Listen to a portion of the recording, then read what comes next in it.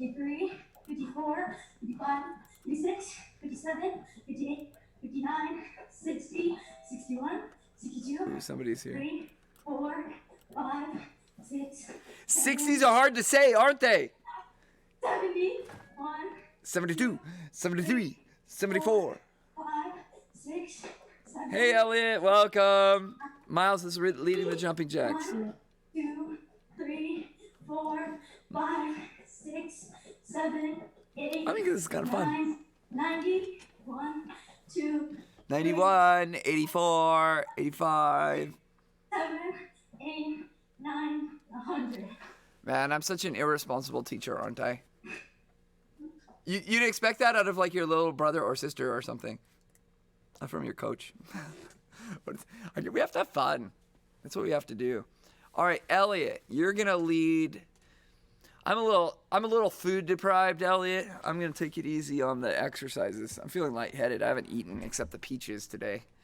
Elliot, you take the lead on 30 lunges. Unmute yourself, and you're gonna lead it. You're the jefe, the boss, the king. Shalom. Say what you wish. It's yours, true dish. Na na na na na, Mr. Aladdin, sir, when your pleasure be. Let me take your order, jot it down. You ain't never had a friend like me. Jot it down. Wow. Wow, I should get like tips for these classes. Here's a tip, Coach Dan. Don't sing during jiu-jitsu class. There's your tip. All right, Elliot, rock and roll. 30 lunges, go. Don't touch your knees, Elliot. Hands over your head. Keep counting, Elliot. We don't know what number we're on. 13, 14, 15, 16, 30. Do 30. 17, 18, 19, I'm going to eat this water bottle. I'm so hungry. 22, 23, 24, 25, 26, 27, 28, 29, 30. Good job. You guys want to hear a super duper funny story? I have a picture that accompanies this story. Hang on. Let's do this. Oh, this picture is a good one. This is a really funny story. So, yesterday, it was Will.i.am's birthday. So, you know that kind of the birthday tradition now is to do like the car parade. You guys done this for any of your friends? Where you drive by their house, they're outside, you honk, and you wish them happy birthday, maybe bring a gift or something. And so I drove by Will.i.am's house and said hello. It was kind of cool.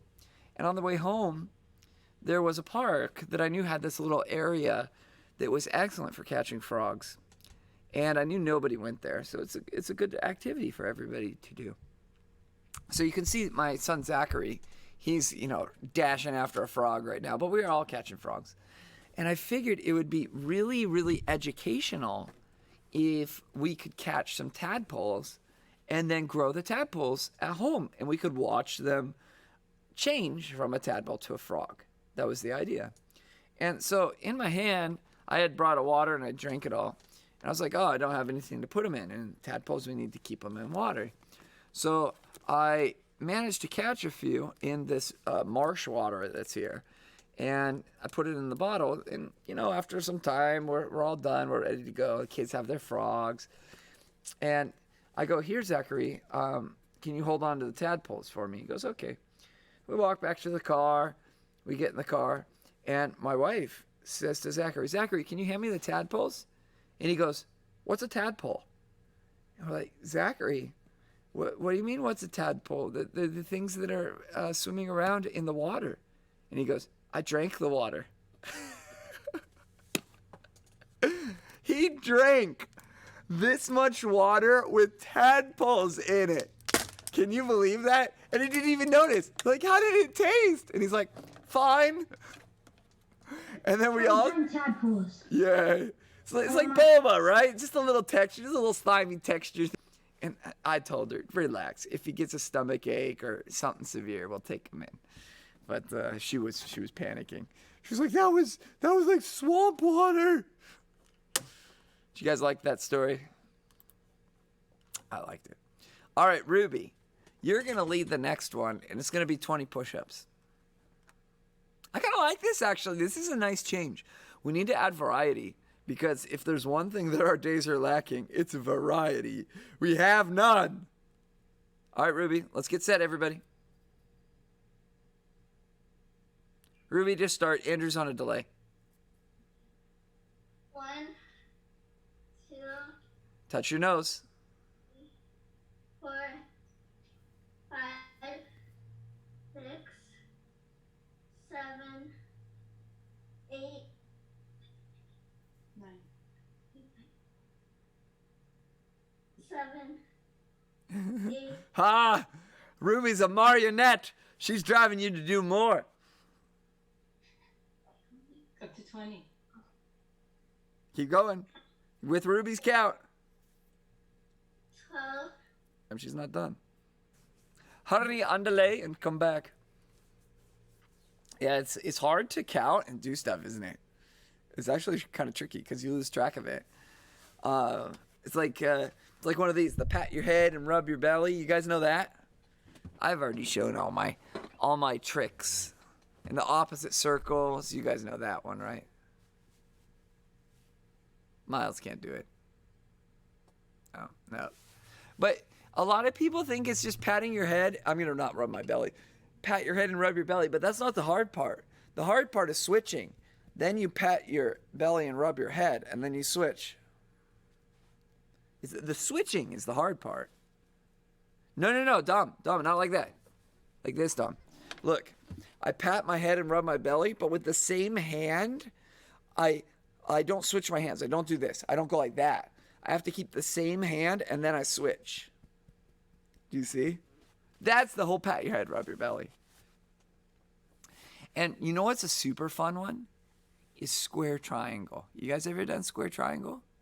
So with one hand, the best way to do this is with like a dry erase marker. And in front of a class, it's really funny because people just like go crazy. Is with one hand, you make a consistent triangle. And then in the other hand, you make a consistent square. And you change them together. So kind of, it's hard to do on camera. But I go like this with a triangle and then square. It's really fun. And then you see them drawing on the table or on the whatever, the whiteboard, and it just goes crazy and nobody can do it. And they insist that they did it right until they look at their shape and they're like, wait, that is not a square. All right, Andrew, you're next. I don't know if I should have Andrew do this. Andrew's on a big lag. Andrew, why don't you lead squats? Let's do 30 squats, Andrew. Takes Andrew a second to hear. All right, everybody up. Get ready for squats. Okay.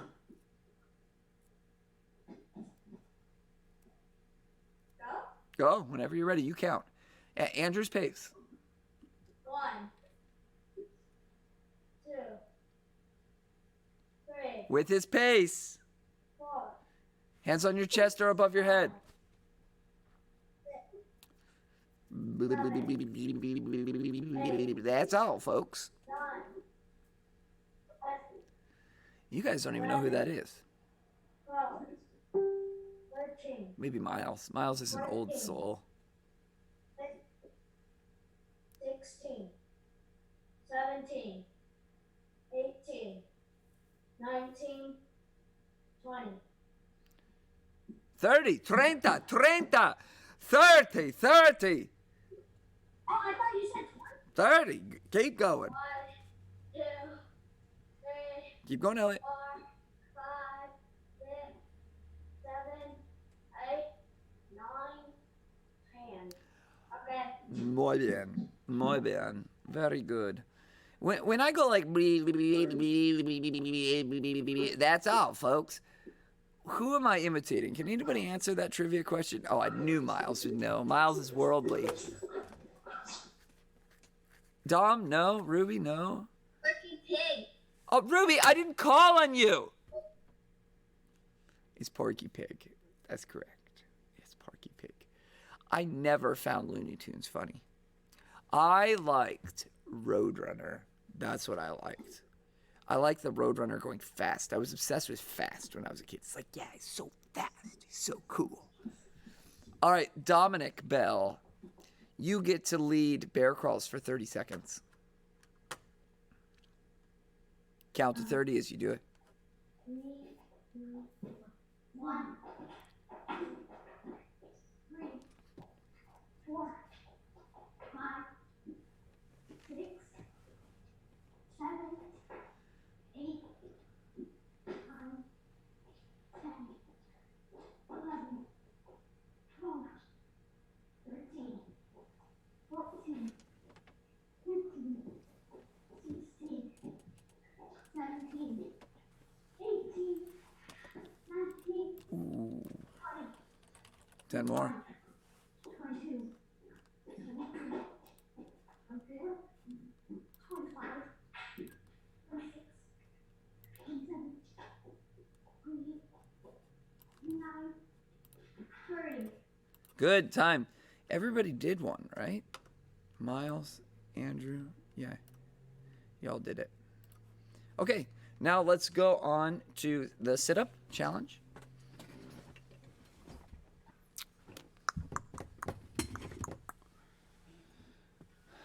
Timer is missing. I'll do it online.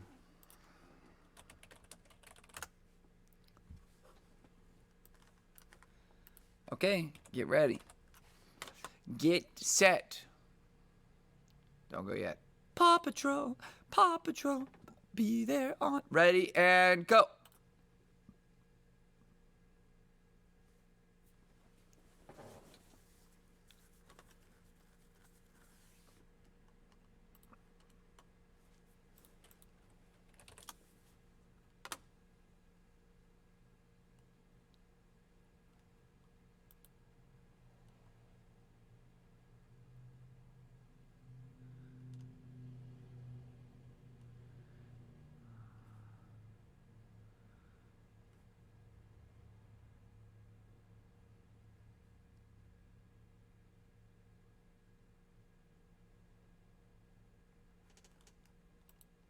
$18 seconds.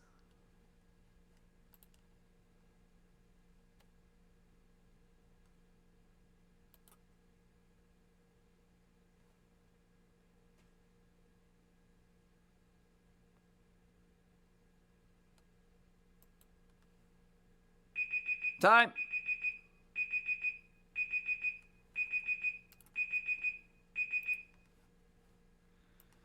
Okay.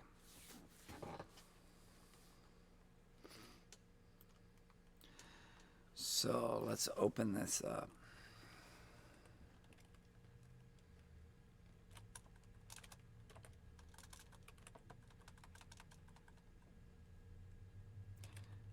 All right, Sheets. Let's share the screen.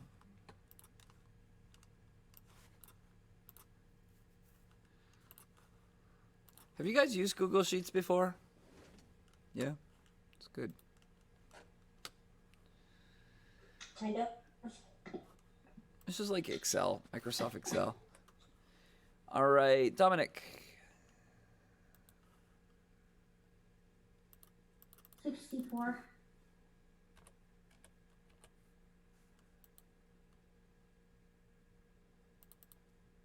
Oh, that's a really good score, Dominic. I mean, wow. Ruby. 42. 42. Miles. 72. What? Broke 71 after 2 ties. Elliot. 58. Hey, I smashed your record, Elliot. You're almost in like the Uber Elite Club, the 60 Club. It's 1 per second. I could never do that. Well, not never. I would have to work very hard to do that. I got to be careful with my language. Andrew. 60. Say it again, Andrew.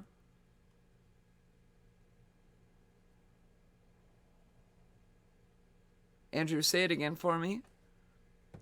Say it several times because your internet's wonky today. I can't hear you. Just type it to me, Andrew.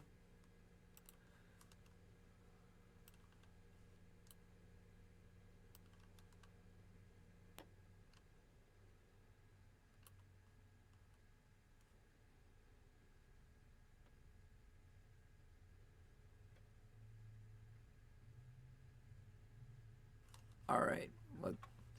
Hurry up, Andrew. Type. Oh, here it is. Thank you, Miles. Andrew typed. You didn't type your number. Andrew. All right. Andrew's internet is bad. So I'm not recording it. 61. Thank you, Miles. I knew he said 60 something. Okay. Go get a drink of water really quick. We're going to start with the technique.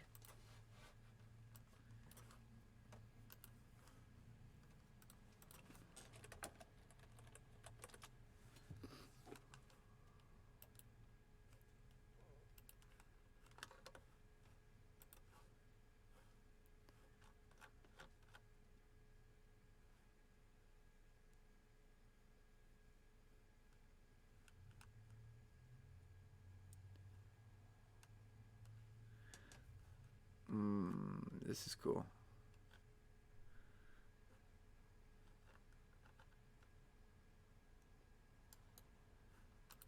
Actually, you know what I want to do before that? I want to do this just a little bit.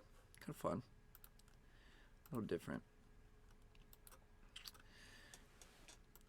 All right, so this website right here is called BJJ Heroes, and it's really cool.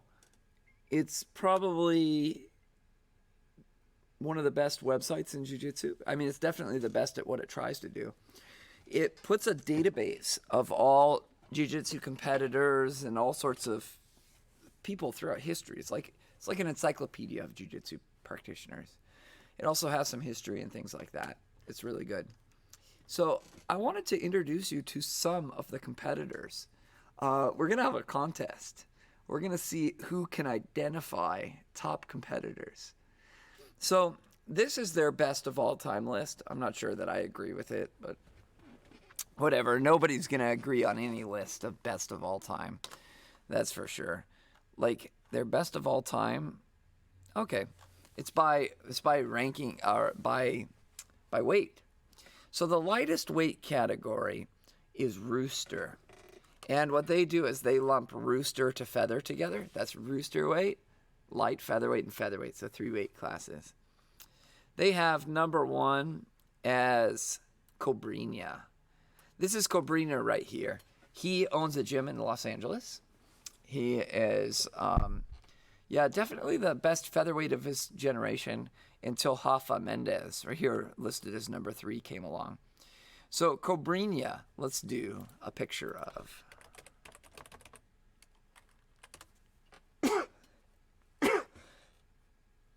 I'm going to get a picture of it. This is a very good picture of Cobrinha. If it resolves. It's fuzzy for you guys too, huh? This is nice. Save image as Cobrinha. And he's a featherweight. Who's this, everybody? Cobrinha. Let's make a new file, and we're gonna actually do some name recognition of top athletes. Well, I think that's kind of cool. I would never do this in person, but it'll give something new to do, I think. Athletes. And I'm gonna have a quiz at the end of this. So we're just gonna take their top competitor from each of the weight categories. So light to middle, who wants to read for me who is the top competitor in light to middle of all time in their opinion? Miles.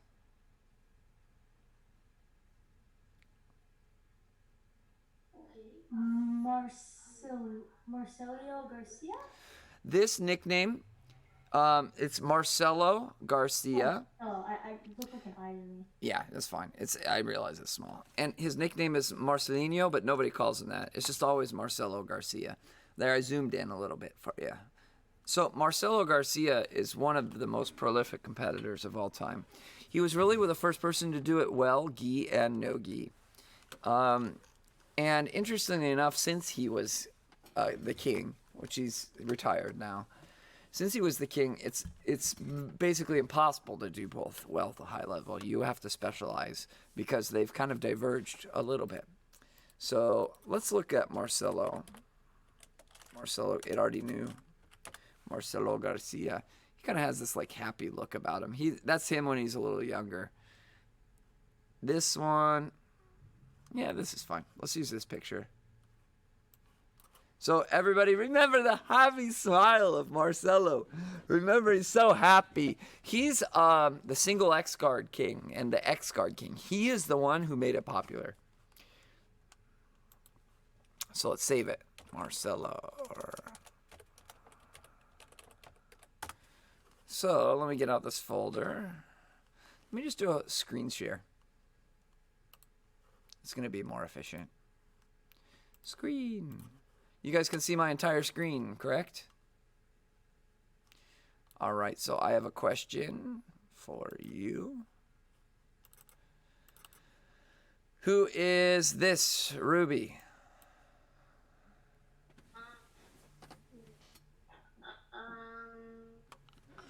No. Oh, no. I forgot how to say his name. Try. If you get close, I'll give it to you.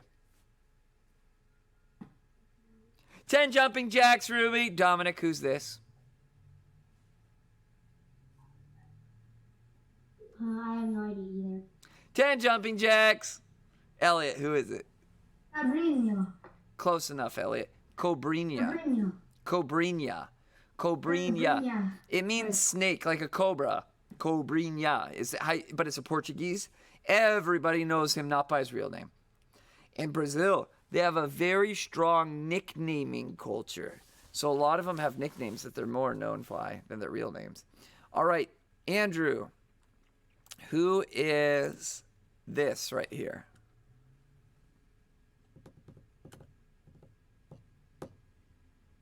Marcelo. Marcelo what?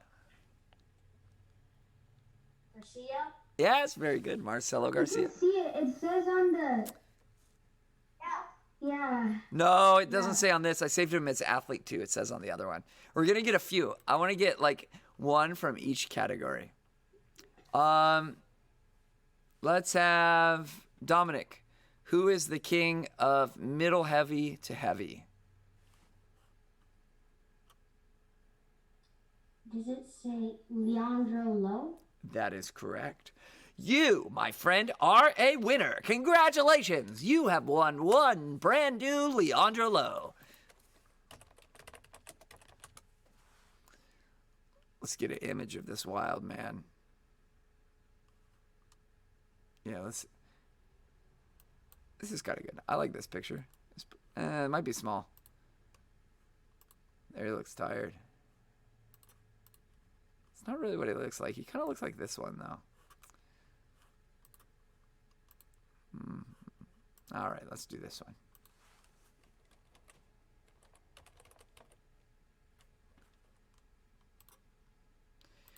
That is not the right file type. How annoying.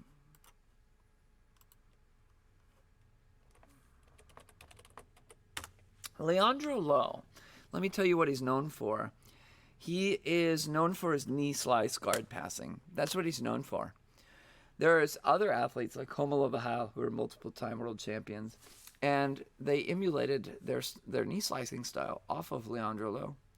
Leandro has won a world championship at lightweight, at middleweight, got stronger, at middle heavy, at heavy, and now super heavy. He's gained some.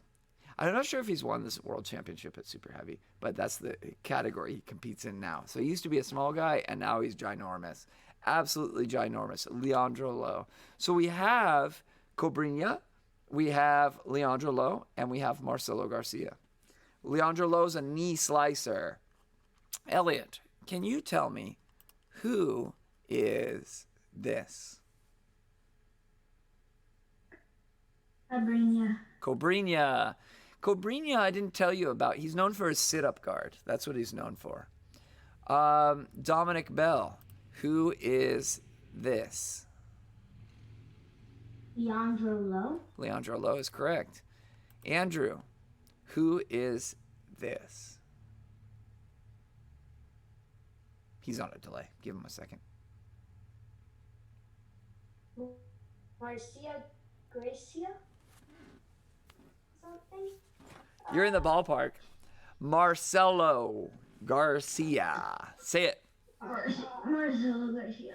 And Marcelo Garcia is known for X guards. Now let's keep going. I like this. This is kind of fun. We can make games out of this eventually. Oh, who can read this one? Who hasn't read one? I think am I forgetting somebody? No. Elliot, you haven't read one? Give it a whirl. Who is the super heavy to ultra heavy king? Marcus Almeida. Yeah, nobody calls him Marcus. Nobody calls him Marcus Almeida. Nobody calls him Mr. Almeida. They call him by his nickname, Buchecha. And it means cheek, like pudgy cheeks. He used to be like, he's shredded now, but he used to be quite big. I mean, he's still quite big. He's a big human. He's an ultra heavyweight competitor, and he moves like a rooster. That's why he is the title holder for the most IBJJF World Championships of all time. So let's take a look at a better picture of Buchecha. Buchecha. Ooh, Buchecha. I like this picture. This is a nice picture of him. You don't realize how big he is. He's quite big.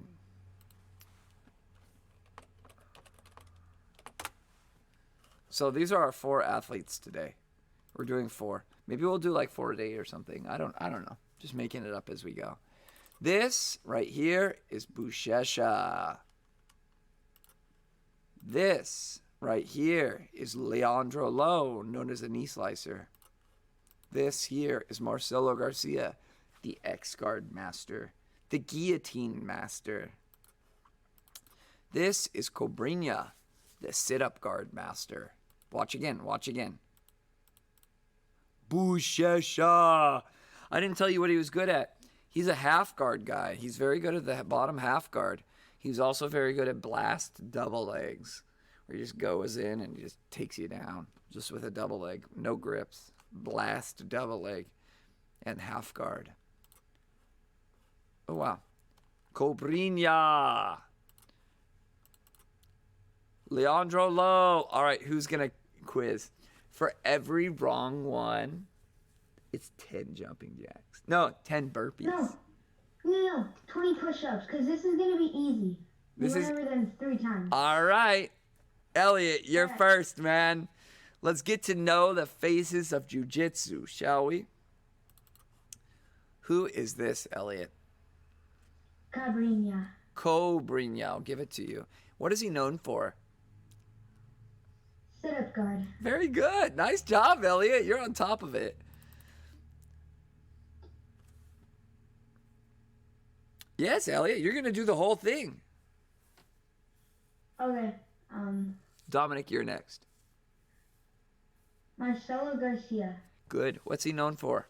X-guard. Very good. Who's this? Leandro Lo. What's he known for?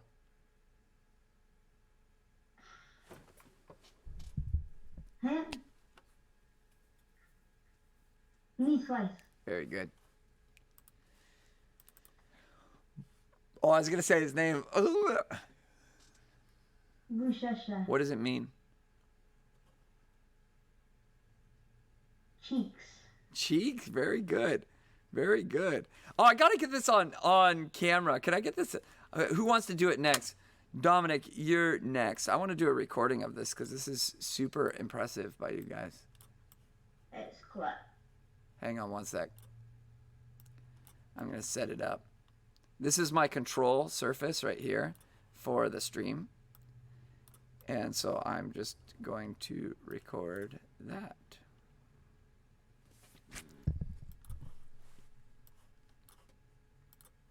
Okay, Dominic, you're up. Here's the challenge. Today's athletes. Who is this, Dominic?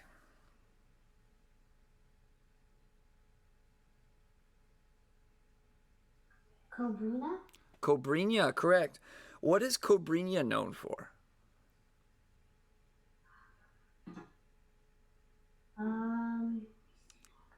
Oh, come on, Danica. I heard that. Your sister bailed you out of that. What is he known for? Sit-up guard? Sit-up guard. Good. Who's this? Marcelo Marcelo who? Garcia. Garcia. Is he good at gi or no gi? Both? What is he known for? What positions? The X guard? Good. Do you one other submission that he's really known for? Do you know what it is? Guillotine? Guillotine. Who's this? Leandro Lowe? What's he known for? Knee slice? Yeah, Dominic. What weight did he first compete at? I want to say Rooster? Oh no, not Rooster. Rooster's the smallest. Lightweight. And what does he compete at now?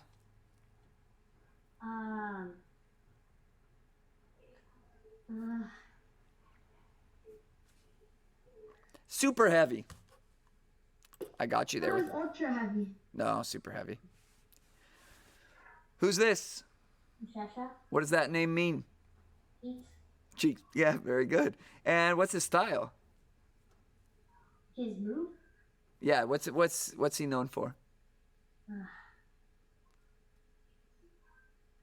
me think this one. Half Guard? guard, yeah. And blast double leg. All right, who's going to give me a perfect one? Andrew, you're up. I am going to pick an athlete, and you will tell me about him. Are you clear, Andrew? Yes, you are. You're just on a delay. Okay, ready? Who is this? Bushesha? Bushesha. What is Bushesha known for? Half guard and black. Good, I heard it. Half guard and blast double legs before you got cut out. Andrew, who is this?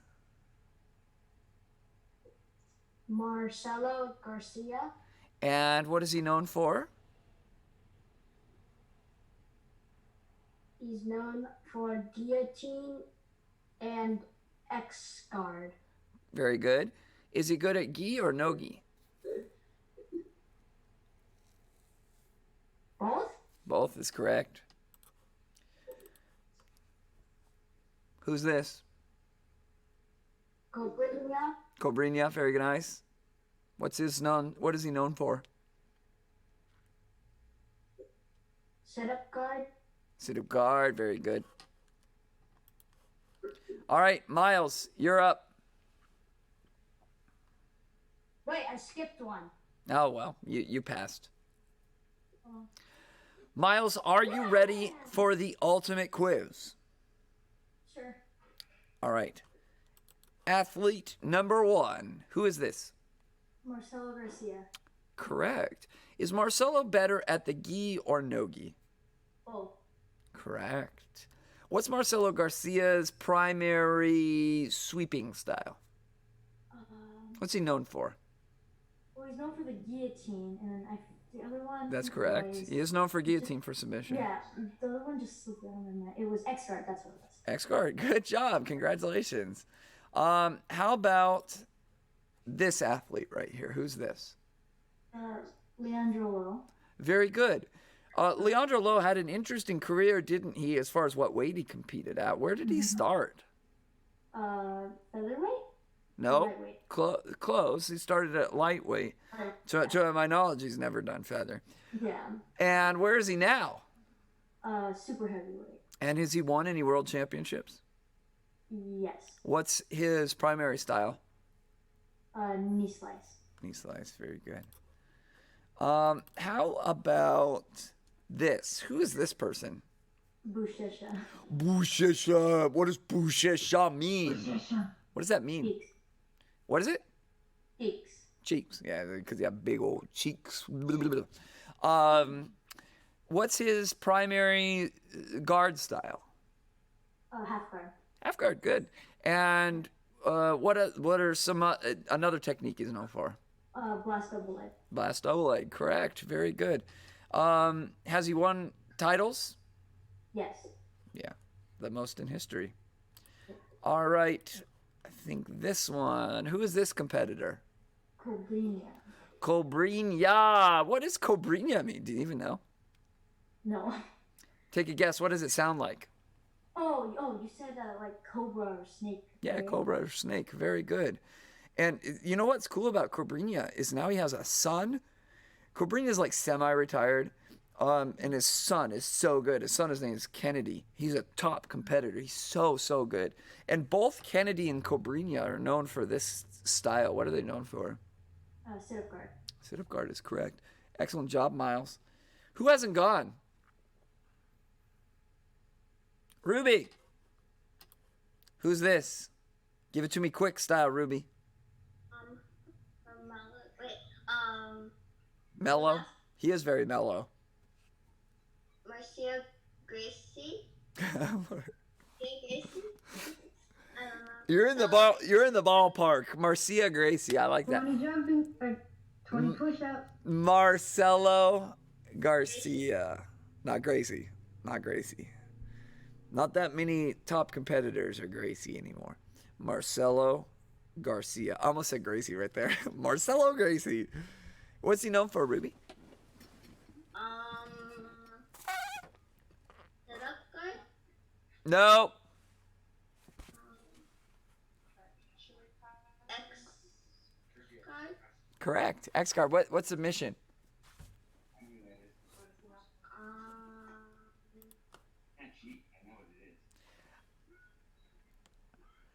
It's French.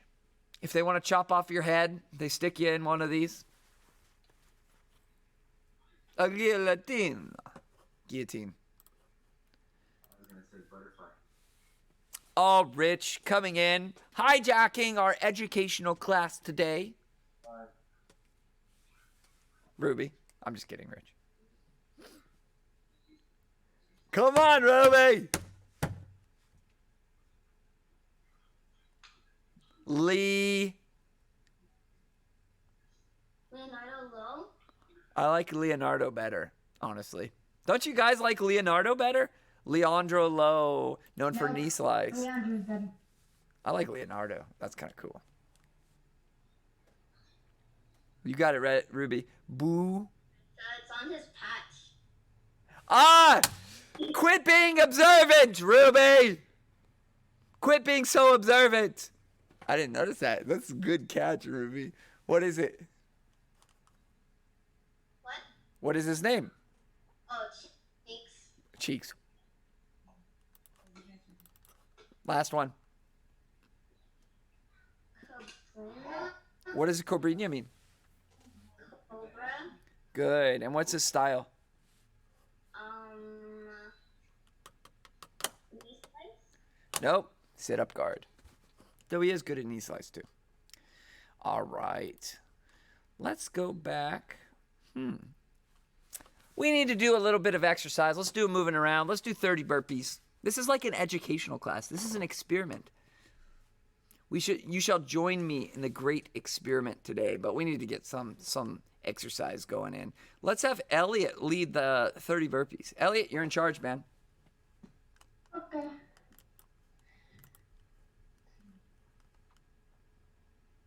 All right, on Elliot. Stay with Elliot's timing. Hi, Miles' dog. Push-ups too or no? No, just no push-up in is part of the burpee. Count out loud, though, Elliot. Burpees. Ready? Yeah. 1, Good job, Elliot. 3, 4, 5, 6, 7,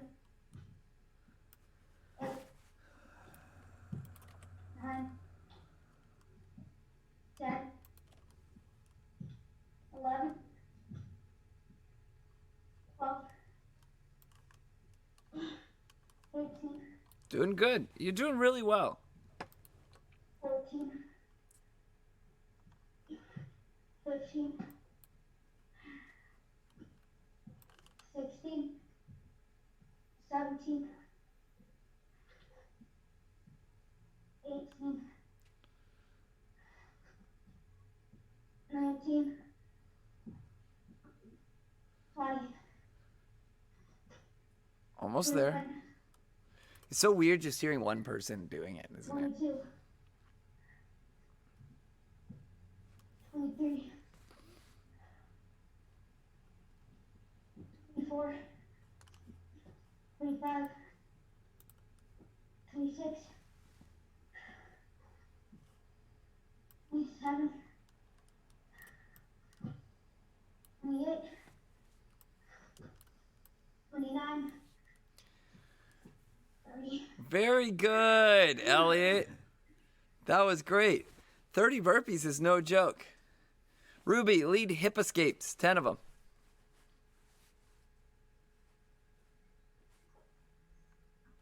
1, 2, Excellent quality, Ruby. 4, 5, 6, 7, 8, 9, 10. Very nice. Okay, everybody listen up. Sit crisscross. So we're not going to do this every day, but we are going to incorporate a small part of our day, doing a new grappler every day. We'll have like a grappler of the day, and we'll add them to our bank of 4 grapplers. So we have Cobrinha, Marcelo Garcia, Leandro Lo, and Buchecha.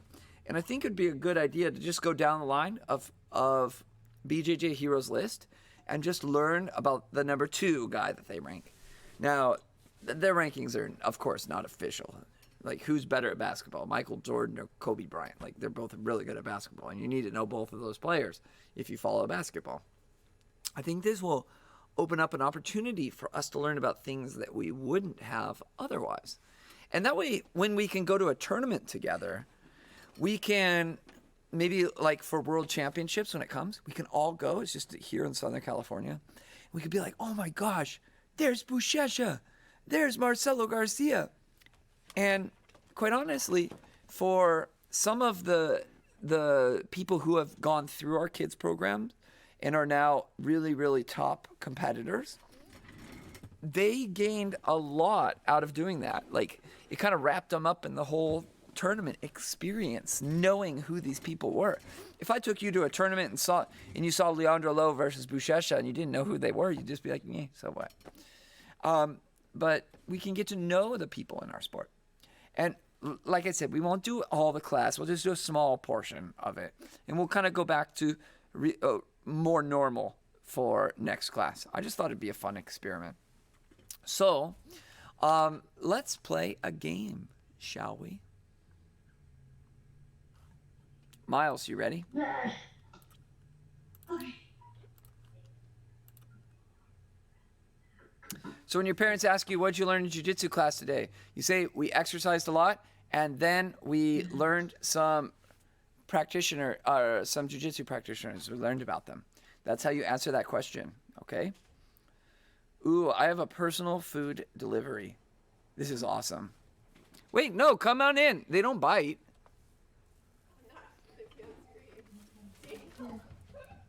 My food service delivery didn't want to be on screen. Hey, there's Jackson. Hi, Jackson. Where's Jackson? Oh, there we go. There he is. How's it going, bud? Thank you. This is like Uber Eats. You guys done Uber Eats a lot? Look at this. My own Uber Eats from Panera Bread. Does this mean I have to share now? Here you go. All right, let's do it. Let's get this going.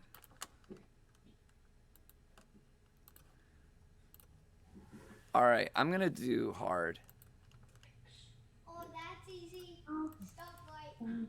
It was red light for your information. All right, let's picture it. Traffic lights. Hang on, children. Traffic lights. Hang on. Oh, this is gonna be so easy. Is this easy? Yeah, it's on the easy level. I don't know. Sometimes I think they're easy, and then I just epic fail. Star. It's a way. Star. How? It's a star. Seashell?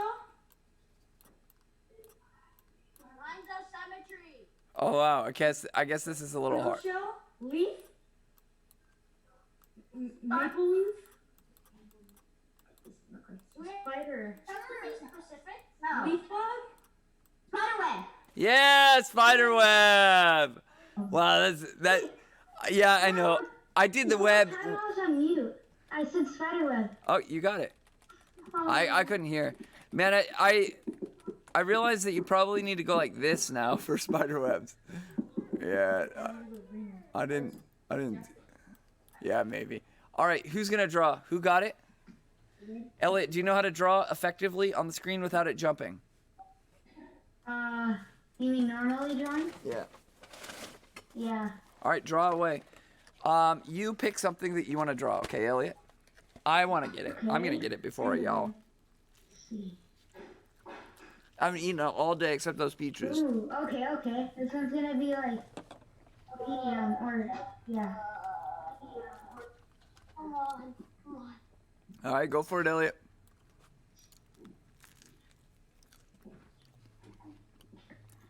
Banana. Banana. No. A bow. New. A smile. A Mustache. That's where I was going. Mustache. mustache. Goatee. No, I did it wrong. Rhinoceros. Hair. Narwhal. Isn't it narwhal? Is it Animal. I think it's narwhal. I don't know. No, you. A bull. A bull. A bull. Triceratops. Lobster.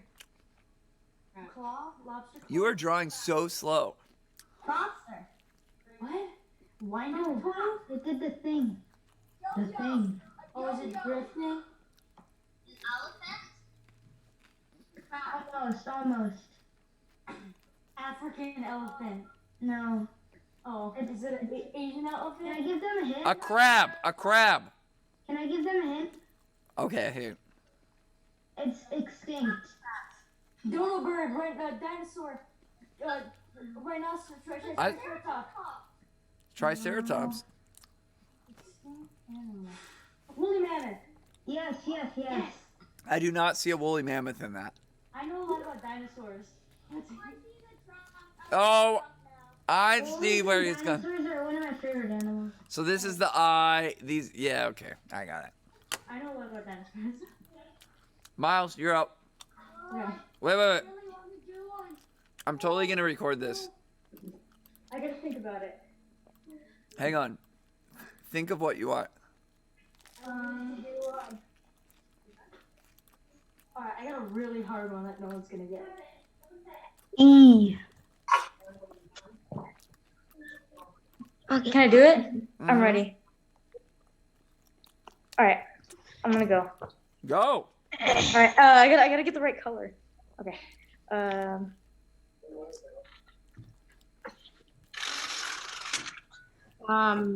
Ocean shark. T. Pikachu.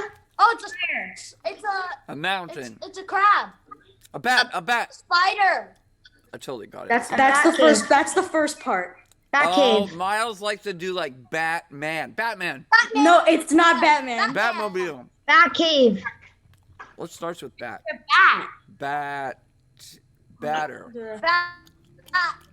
No, that was Battering. Really bad. Miles does it in puns. It's hard. It's hard to do. It's hard to show this. I'm just gonna draw what it is. Whoa. Batting ball. What? It's that? A Cat? bat cat. Bat woman. Bat. Cat bat. Bat cat. It's not a cat. What is this? Catwoman. Cat bat. Bat cat. Not a bat. Miles Oh my god. How do is I? a bear? How do I draw this? It's your You chose idea. the word, not You me. should have thought of I'm it. trying to think. How do I? No, I figured how to draw it, but it's kind of difficult. Okay. I don't know. I'm Looks gonna like a cat try. to me, Miles. Coach, damn, that made me think of Burger King. No. Not burger. It's a It's panini. not I know, Burger but it King. still made me think of those chicken nuggets. This is really okay. Can I give a hint? Because this is Yeah, horrible. what is Can it? I What's give a the hint? Okay, the yellow thing's supposed to be Australia. What? Australian bats. A wombat. Yeah, What? they got it. They You're got it. the room. What did the See? cat have to do with anything? There was no cat. That's a wombat. Oh, it's a wombat. That's I what they see. look like. Oh, what? We're Yeah. not from Australia, mate. That's my favorite. That's my got favorite it. animal. That's my favorite animal. I knew that was your favorite animal too. I should have Yeah. guessed it just based on that. Why? You got it. I think Andrew got it. All right, children. That's it for class. Thank you. Bye, Coach 5:15 Dan. Thank you, tomorrow. Coach Dan. Bye. Thank you for teaching. Bye. Yeah, later. Bye.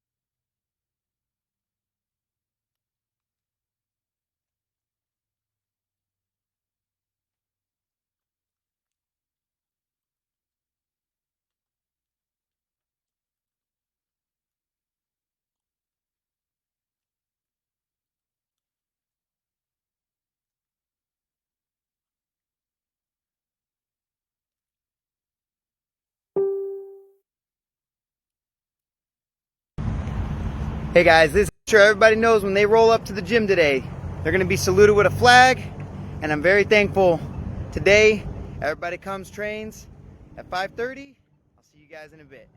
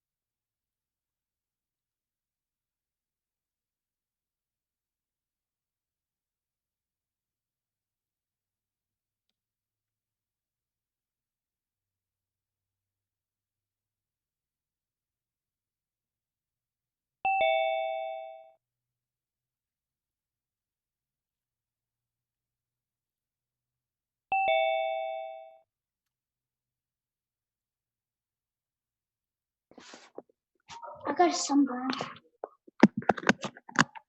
on my shoulder blade. From being out in the. Yeah.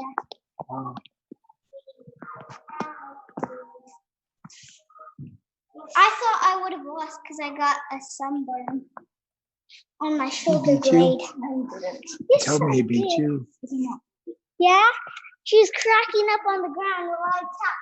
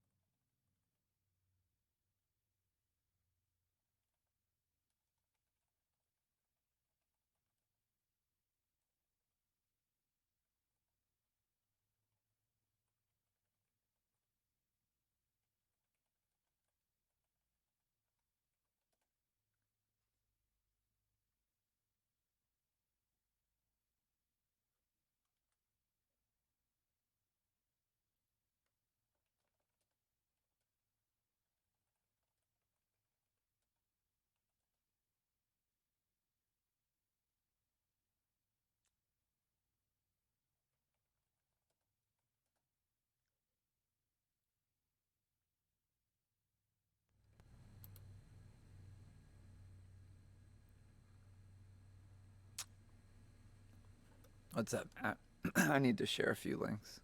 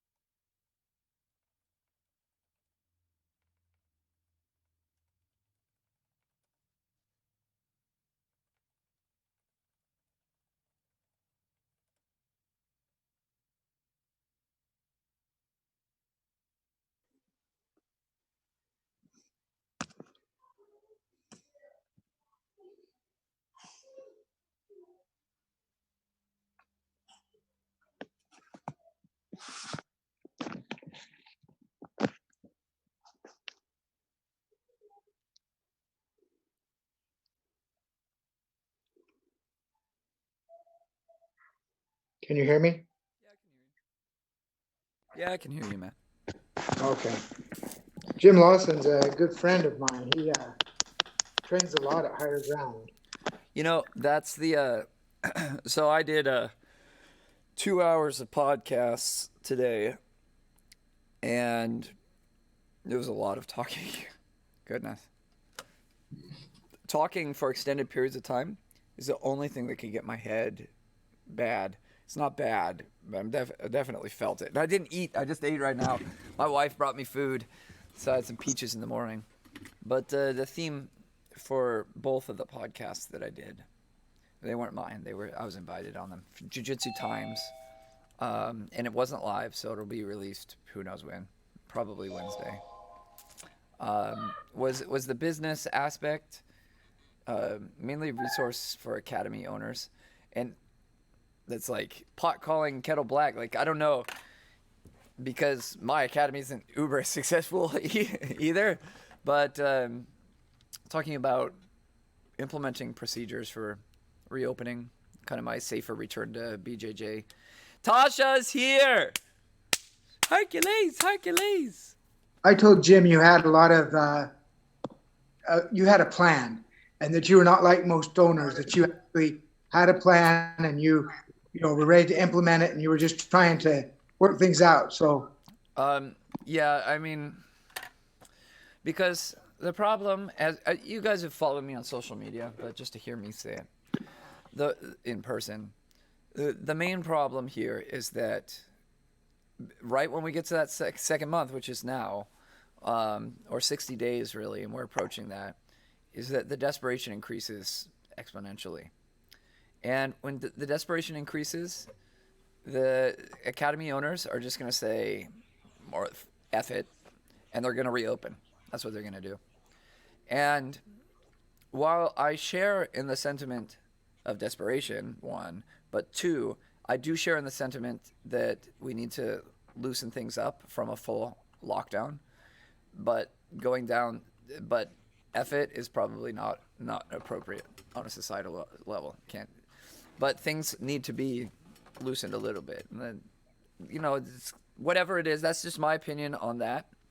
But, with those two things together, you're going to get an incredible amount of jiu-jitsu academies just opening up, unmitigated, just going right back to rolling.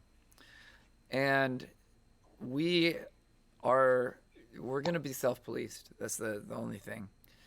Is there sure will be some real police work as well. There will be a little of that. But there's no higher risk of transmission for anything, doesn't matter what it is, than sweating in each other's eyeballs. I mean, yeah, if we go back to that, I don't think it will be on a societal level responsible at all. So there needs to be a leader, which they anointed me as the leader, but I'm not that leader, for safer returning guidelines for jiu-jitsu academies. Should you want to disobey, but also when you're given the green light, because there are some states that are giving the green light too soon in jiu-jitsu. We're on phase 1 of the president's plan. So, like, right now, basically, we can, if our states let us, according to the federal government, you can open up unmitigated jiu-jitsu academy. Well, kind of. Because they still have the distancing requirement, but people will ignore that. They will just hear open up. So that was the main discussion on that. Yeah, kind of interesting. Tasha, can you hear me? I think I can't hear you. I can hear you. Can you hear me? Yeah. So you guys don't know Tasha. I see that Julio got the coronavirus haircut. Wait, I gave him that haircut. You did? Yes. Right. Looks nice. My kids gave me mine, so how do I look? Very good. Yours looks good.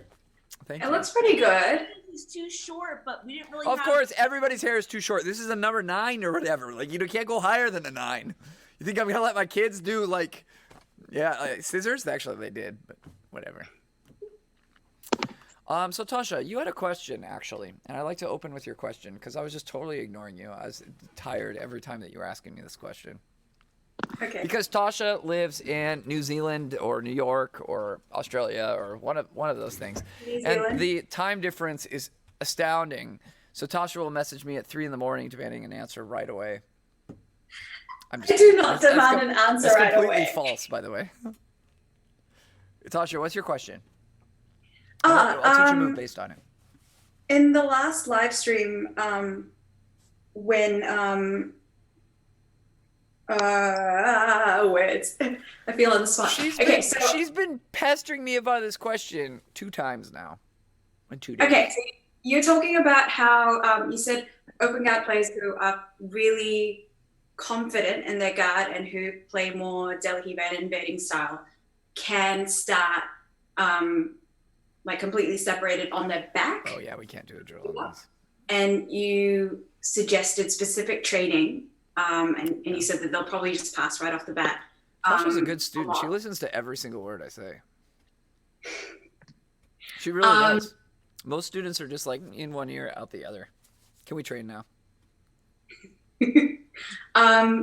And one thing I noticed with Levi was when he did it, his hands were nowhere near his legs. And something I've seen some people do, I don't know if you can see, I already know is what you're gonna in do. the I back don't because even they need put to their see. hands like here or here, but he had his hands like nowhere near his feet.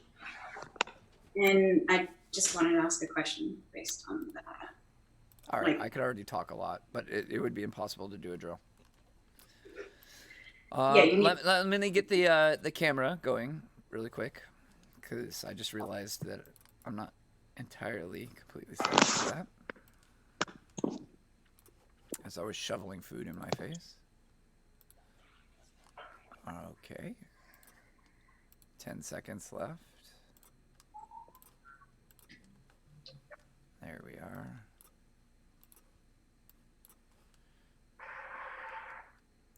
Now, this will make great talking, but not good drilling, what I'm about to say. I can't think of any good way to drill this.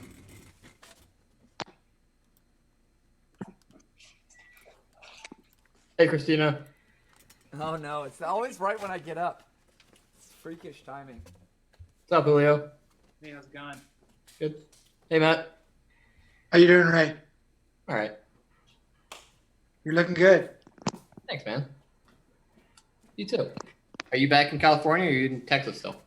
I'll be back next week. I think I'm gonna leave my wife here to help take care of the baby, and then I'll just be back next week. Did you guys drive or fly? We drove 19 hours. You guys can hear and see okay? Thumbs up. Yeah. So Tasha's question was on no grip open guard situations. No grip open guard is very challenging. I mean, no matter what strategy that you use, it's going to be a little bit more dynamic of a situation. You don't have any grips, any hugs, any controls, any holds, nothing. So there is just, no matter what, there's that aspect of it. It's incredibly common. If you pull guard, I just pulled guard with a grip right now, and you just stripped it, no problem. I'm in that situation. So it's very likely that you'll be in a gripless open guard situation right off the beginning of a match. And anything towards the beginning increases its importance. Because if you fail at this step, doesn't matter what the step 2 and 3 and 4 are if you couldn't even establish step 1. So there are two basic strategies that you could use when you're in a gripless open guard. One is a butt scoot-like position. You guys have seen this before. Butt scoot has different options against a person who's standing right in front of me, right there. You're trying to look to hug their leg, basically. And then you can go into single X. You can go into X. You can get underneath them. That style has been modeled pretty well by Marcelo Garcia. Like, I don't want to say modeled. He has laid the template out pretty well, and a lot of people have copied it. It's not the only strategy that you could use. You could indeed play De La Rivas, like I do, looking for a grip from this position. You just scoot in kind of carefully, make your grip, and then pull De La Riva. That's legit as well. The second main strategy that you could have, instead of a butt scoot, is being on your back, like this. Being on your back will require a different skill set and often has a different objective attached to it. If he starts to get around my guard, probably inverting would be a good skill to have.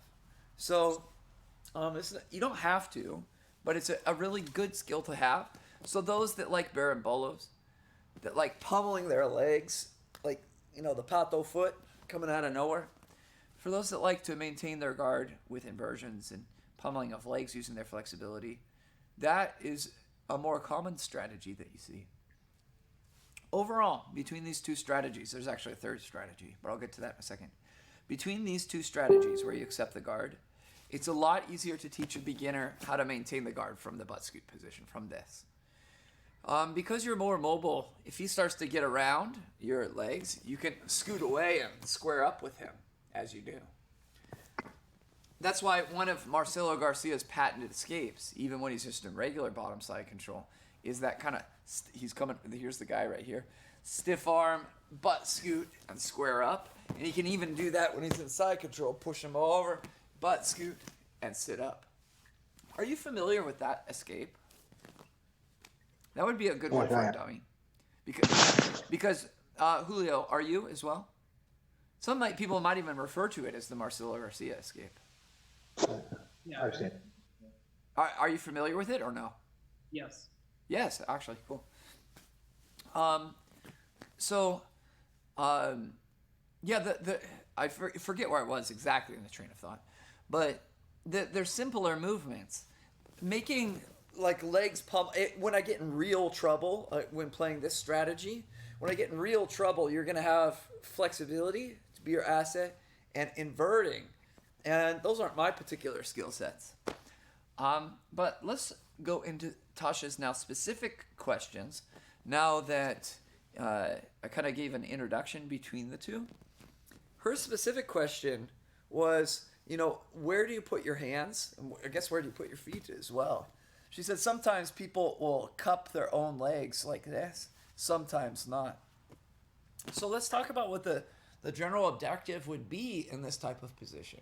I do want grips. There's no doubt about it. So I would want to keep my knees all the way into my chest like this. The more inwards your legs are, the harder it's going to be when he tries to, let's use this leg, when he tries to leg drag that leg across or throw it by.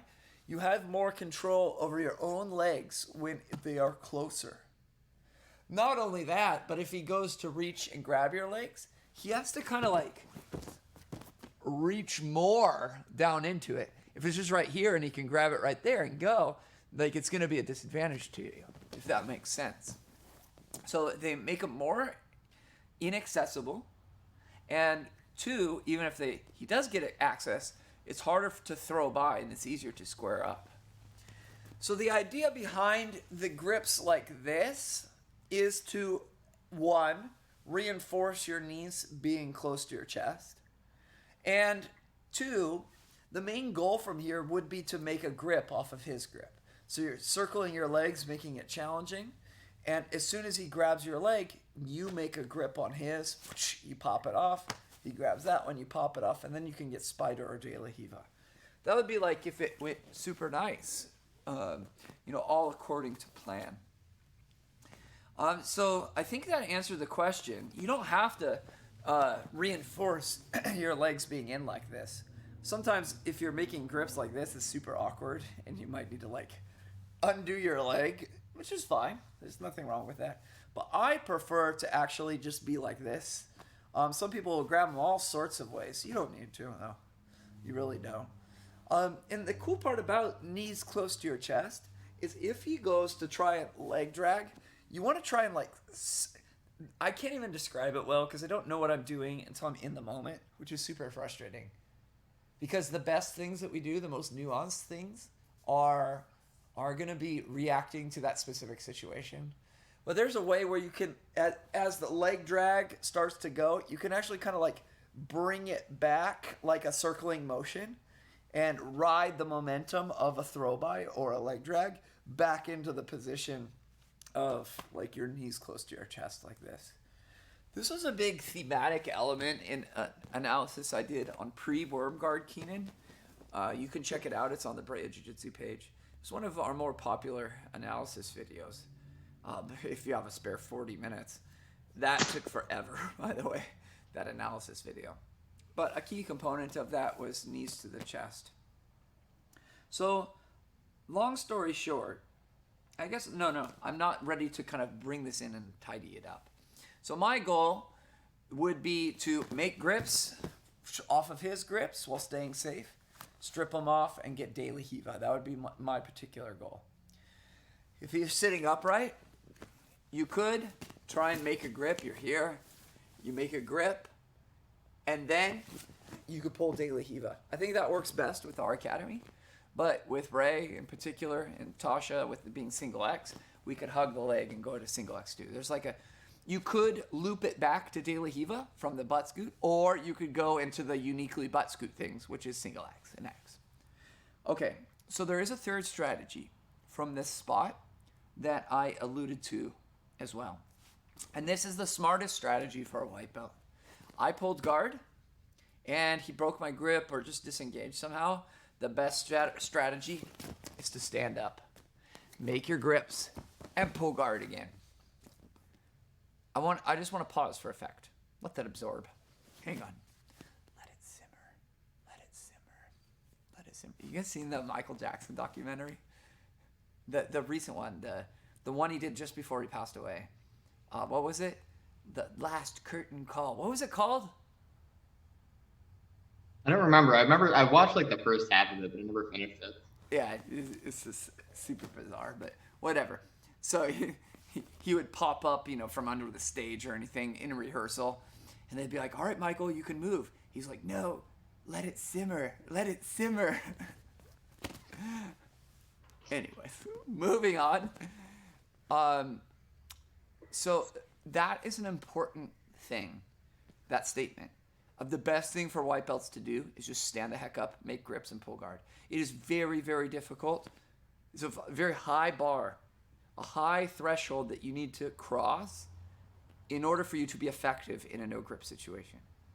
And as a workaround, until that is met, you need to stand up, you need to make grips, and re-pull. And that's because you can get your grips from stand-up fairly easily. The guy probably is not aware of the nuance of the whole guard pulling game and the strategy aspect of it. Probably just reacting. It's not without risk, of course. And interestingly enough, at the high level, that would be a catastrophic mistake. Because you're on the bottom, and often, as I've been talking about in the analysis videos, being on bottom is in a sweep battle is effectively being up one tempo in a sweep battle. Like you have your sweep already set in. Because it's a lot easier to sweep somebody than to pass their guard. At the highest level, just looking at what is Jiu-Jitsu, it is a lot easier to sweep somebody in Jiu-Jitsu than it is to pass somebody's guard. And that's not entirely clear at the low levels. It really doesn't. It's not only clear when people are close to their max potential and completing that. It's not that guards are impassable, of course. It's not that the guard player will always get the sweep, of course. But as you start to develop these so-called impassable guards, the guys who don't have their guard passed like their entire black belt career, like you're probably not going to pass that in 3 minutes. Not to say you shouldn't try, but you're probably not. And you're probably going to get swept, or at best not swept in that situation. That plays an important dynamic in the stratagems of high-level competition. Okay, so to summarize, if you find yourself up without grips, if you're a super white belt, just stand back up. Make your grips and yank them in and get some control. Hopefully close guard, or we can work our cross-grip game. If you're slightly more advancing, it's not by belt level, just by whatever you feel. I pulled guard. He stripped my grip. You should probably stay in the butt scoot. And keeping a good distance, he advanced. I back up real quick. All right, I'm coming towards him. I make the grip and really quick pull De La Hiva and get some actual control. That's what I would recommend. As you, let's say now that you're an advancing student or an advanced student, now you can start to develop this type of thing, where if you'd like to invert, and you can generate attack opportunities off of this type of situation. Now, let's talk about how you would get good at something, because you can't get good at something by not practicing it. If I'm like, just stand up in this situation, and that's all you do, you won't get good at the other things, which you do need to get good at. And getting good at this, even though you never use it, is super helpful. There's going to be a lot of times where briefly you're playing some guard, and he breaks free, and then, oh shoot, I'm without grips. And then you're going to need skill in this position to be able to maintain your guard. So there's always benefits of working something that you will never intend on using strategically in a match. But how would you get good at it if I'm saying, like, I want you to practice your A game, and that's not your A game? Well, there's going to be a lot of times where you're rolling with somebody that is nowhere near on your level. For those of you that are white belts, this could be a kid. That kid, you don't even understand, is one of your best avenues for getting better. Because you're not losing, so your brain doesn't mind it. And you can work kind of at your own, like, he's not going to do anything that you don't want to happen. But so your ego is kind of like stroked. Your ego is still being stroked. And you can work it for longer. If you're the type of person that's like, I have no ego, I'll just work it anyway. You're here, and then they pass your guard, and then for the next 6 minutes, you're getting smashed in the bottom side control in the mount. Like, you didn't actually get any better at the position. But let's say you're training with a kid or a new female who's 100 pounds, depending on your own weight. Then you want to do that, like play without grips. I do this constantly against lower belts. I'm always trying 100% in what I do. But I might be giving myself some limitations onto what I can do. For example, I say, I'm not going to make a grip for 30 seconds. Oh, shoot, Ray just snapped. Ah! Quit that, Ray. No grips, no grips. He snaps it by. Oh, gosh, is my 30 seconds up? Where there's not that much risk for me. And if there is start to risk, then I can be like, all right, forget it. I'm out of this. I'm not doing this anymore. Hey, grips, hip escape. Get the position. But, like, some people, when they are rolling with a kid, like a 14-year-old who's just, like, kind of awkward in the class, like Enzo or something, right? Enzo's actually pretty wild. But somebody like Enzo's pretty strong, too. Somebody like Enzo, where you're just like, I'm not going to be able to progress, maybe that would be your reaction. It's a false reaction. You can't have that. Because now you can start to work these skills that I'm mentioning, which are actually quite difficult to build. I always do positions, not with Enzo, because Enzo's freaking crazy, but say with Isaac, for example, in the adults class. Like, I'm always doing positions that I don't feel comfortable with doing with an adult, like Berimbolo, for example. Because I can do Berimbolos, I can do crab ride, but I'm worried about a big old fatso like crunching my back and then having back issues the rest of my career. And I don't have that worry with him. So, I think that sums up Tasha's question. Did I cover it appropriately? Yes, you did. Thank you, Dad. Come on, you need to ask more. I just talked for, like, what was that, 20 minutes? Any follow-ups? Julio's like, no. What if they choose to engage by diving into double unders or diving into like a diving leg drag? Or... So those are two different issues completely. Okay. Yeah. The only thing that's linking those two together is the adjective diving, or yeah. What if they're diving? Diving, not adjective. Because your feet are in the air. Diving leg drag, diving double underhooks. Yeah, they're completely different. So the person on top, absolutely, when you're in these gripless situations, they're actually doing a pretty good job. Yeah, she is. Yeah, but that's only because you're on a little freaking island.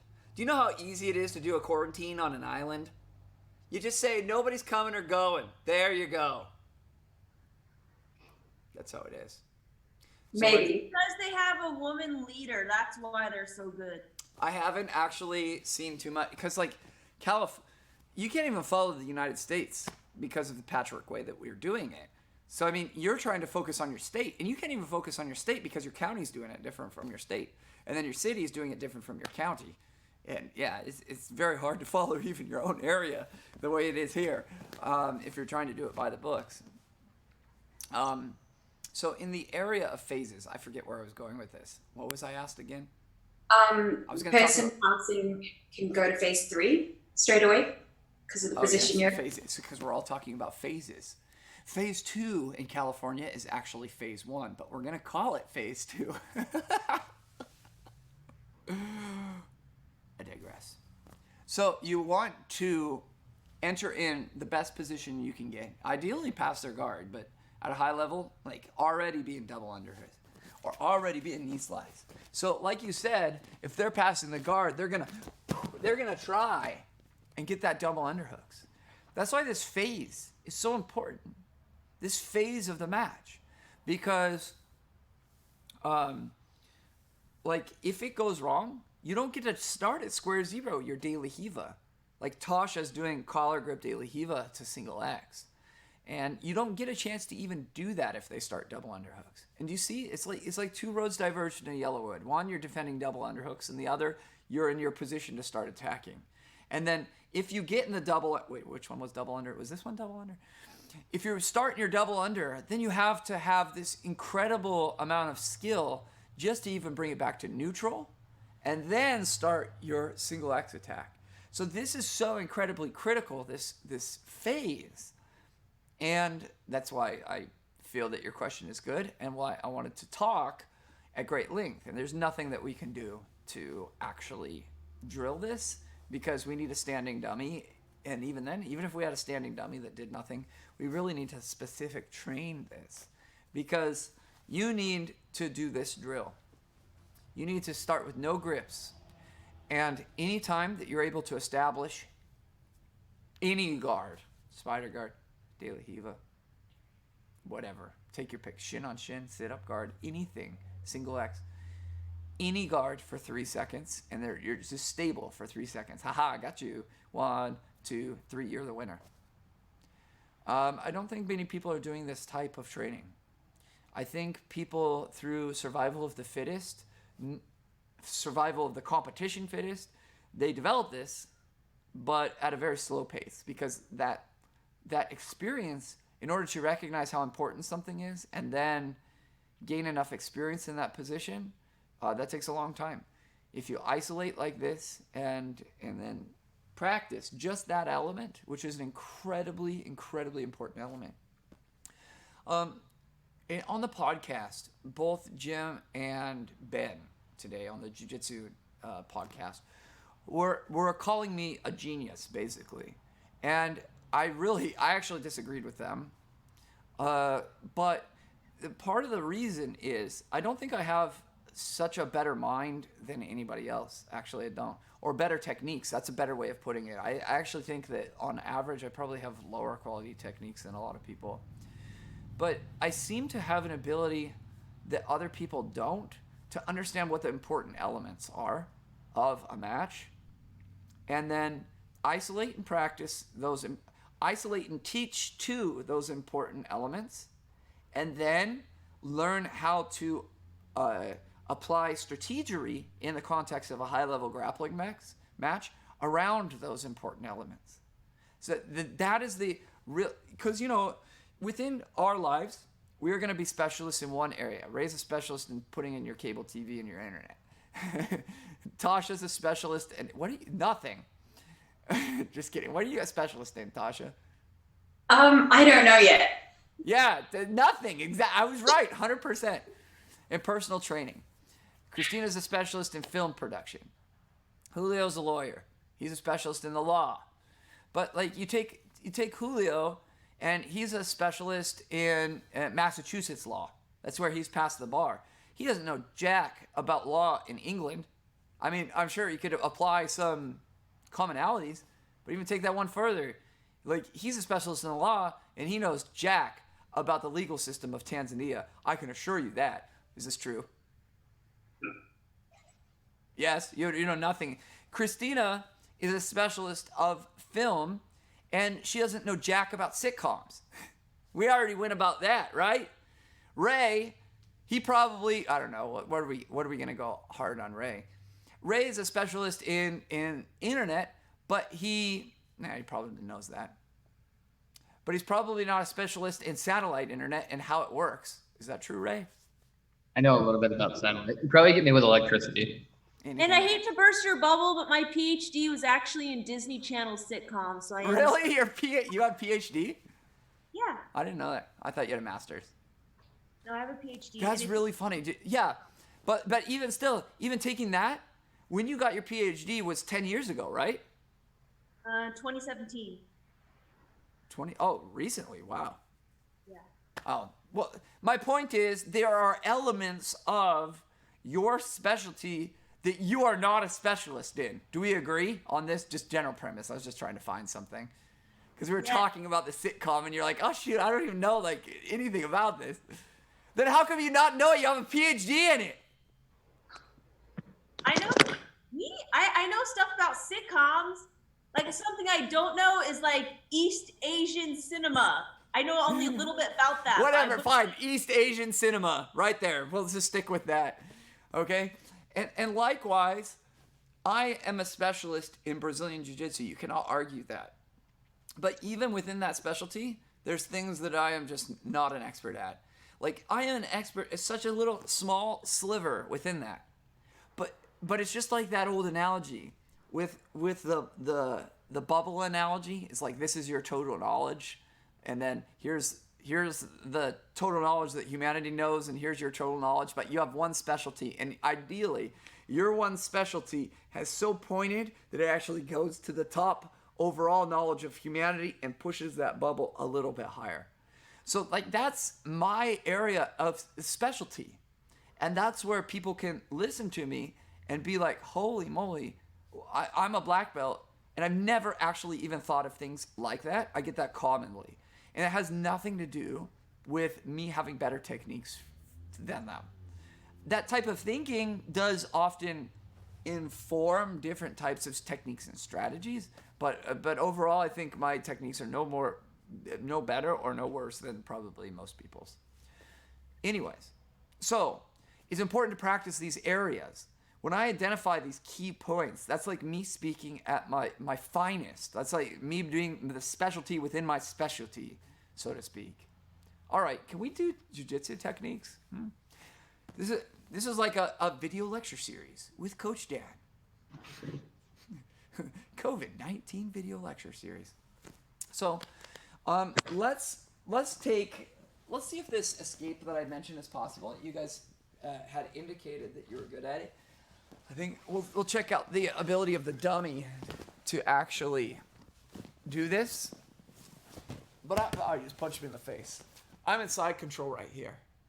Now, this type of escape works best when they are already giving you certain things. And that certain thing is their arm is on this side. This works a lot better if the arm is on this side and before they're even in side control. So if like they are just passing my guard and I can control like their wrist or something like that, that would be nice. But we're going to do the whole enchilada because our poor partners can't actually stand. I'm going to take this grip and somehow get it all the way over and punch it down. So when I say down, I mean towards my hip. Now I'm going to get up like this all the way. He's going to be adjusting his base at this point for sure. He's going to try and like come up a little bit higher. I'm trying to make the dummy come higher, but then I can't like extend my arm. Now, what I'm going to do is I put my feet all the way to my butt. Make sure your arm is locked out. And now I center up with him. And then he falls. And then I get on top. And then I slap him in the face for being no good base. So, I don't think this escape is particularly effective.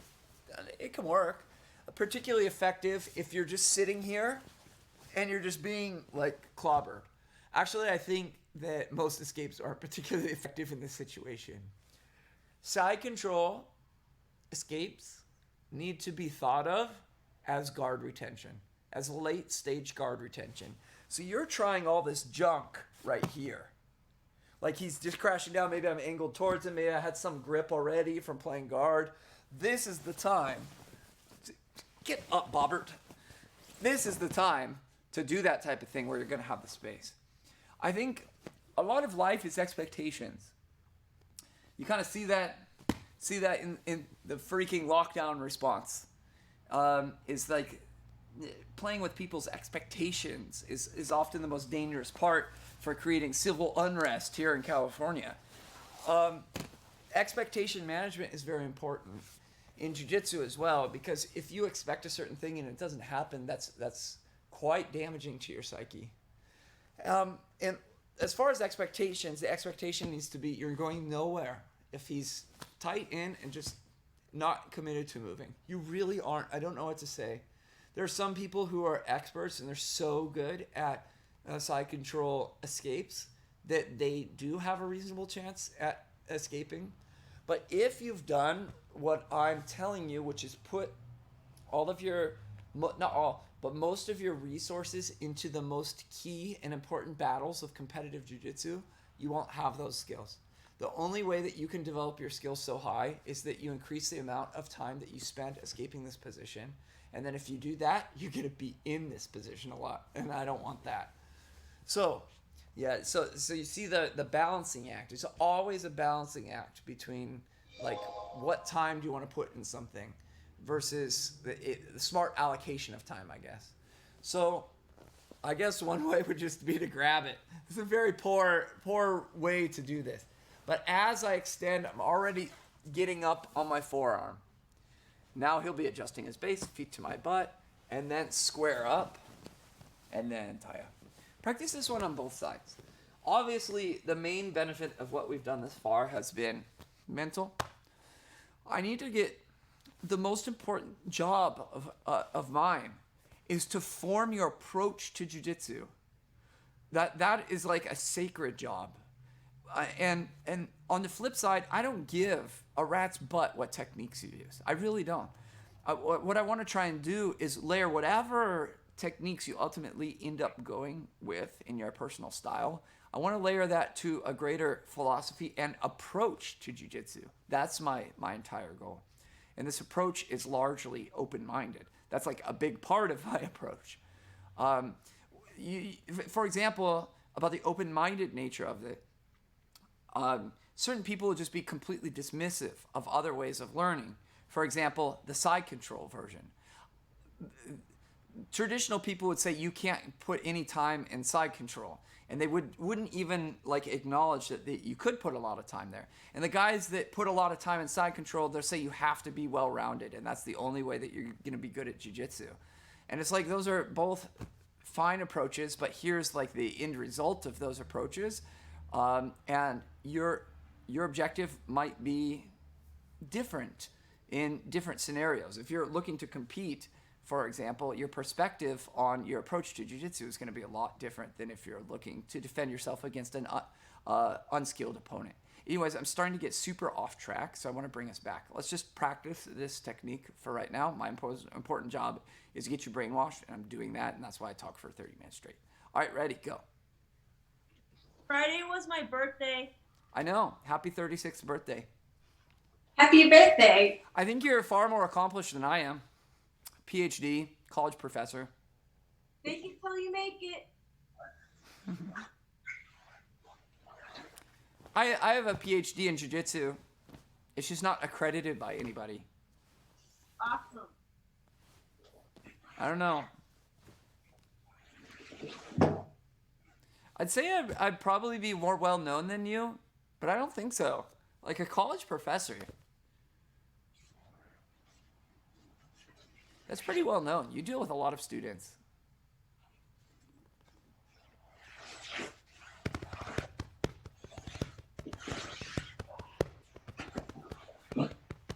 Both sides.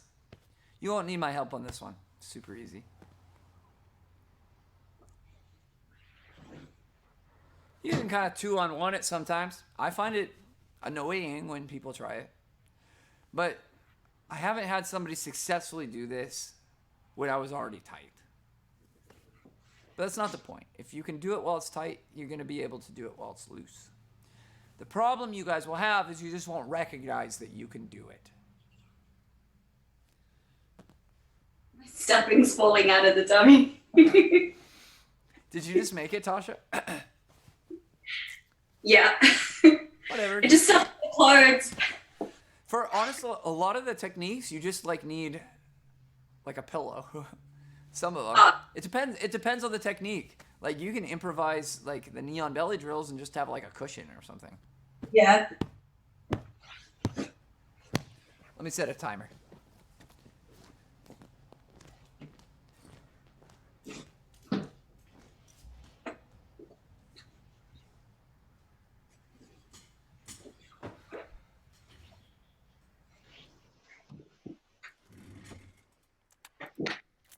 Let me log in to see if I have coronavirus. Oh, I got my test results today. Negative? Negative. You had any symptoms? No, but I thought it might have been what I had in January. That's like- super early.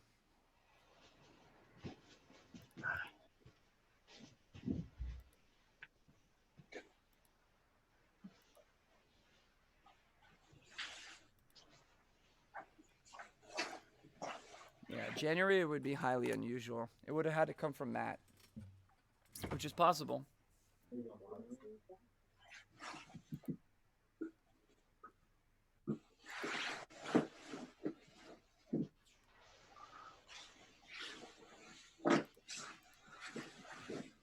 Let's see what awaits me.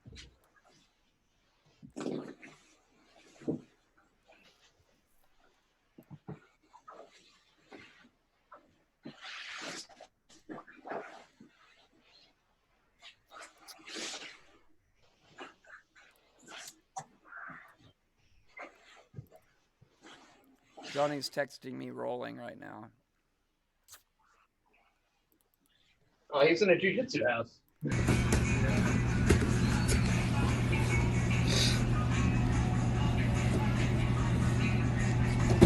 That's Nate.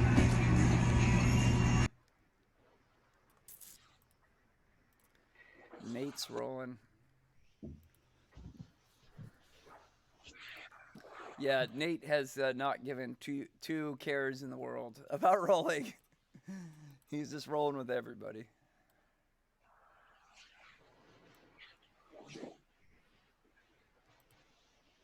I feel like if I'm in side control, I spend most of my time just waiting for my opponent to move so I can get my knees in. Hallelujah. Yeah, you can't do anything if they're not doing anything. I mean, you can, but the energy expenditure needs to be so high to create a little opportunity for yourself.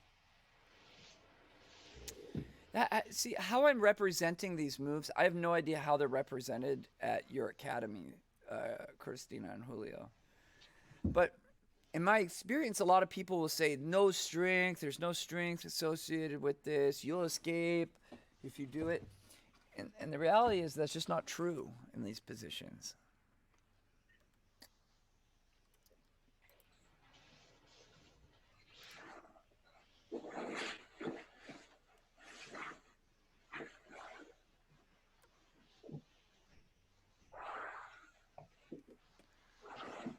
Holy moly. 2 more minutes. Alexa, set an alarm for 2 minutes. No, you didn't get it that time. Alexa, set a timer for 2 minutes. Nope. Okay, Google, set a timer for 2 minutes. Sure, 2 minutes. Got it. Starting now. Who has Google? That was me. You don't even have Alexa. No, but it worked last time. Google just programs in Alexa.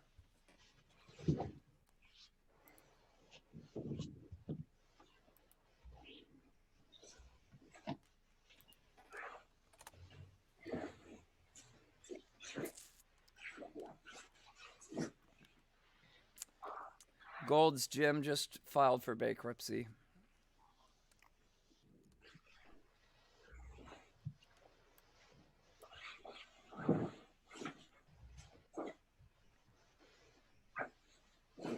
Which bankruptcy isn't what you think it is. They'll be around. For corporations anyway. It's not that they're going out of business. There will still be a building with Gold's Gyms with weights in it.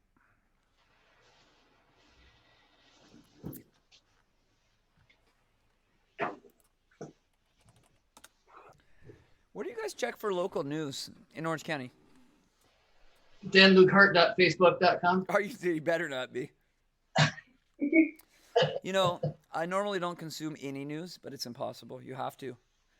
Because it's so deeply and personally effective to you and your life and your family's life. But I find that local news is actually very difficult to come by. I usually catch just like whatever's on TV when I'm at the warehouse. At work, that's usually all I get. Voiceofoc.org is the best that I have without a paywall.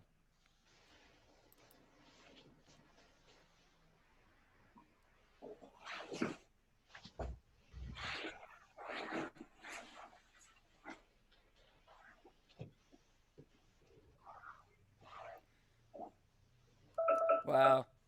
Oh, there's your alarm. Did you guys see this?